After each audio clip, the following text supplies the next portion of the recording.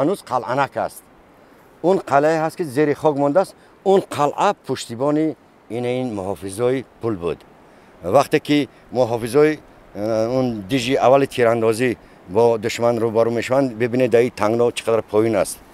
با اونا روبرو میشن، از وجه وقتی که تیراندازی میکنن و با دشمن جنگ میکنن، این قلعه که خیلی بلندتر است از اینجا با محافظت اونا برمیخواستن و در این میان از قلعه کلانتر که قلعه بزرگ است در اونجا، از اونجا جنگیا جنگاورا می اومدن و محافظت پل و در اینجا حتما جنگ کلان صورت میگرفت که طوری که ما در پایان دیدیم گفتیم اینجا سنگ‌های بزرگی هست که همش چون سپر معلوم میشوند.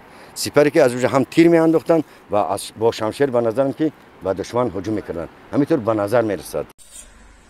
این کتاب در مدت 5 سال بر اساس منبع‌های بسیار قدیمی ایرانی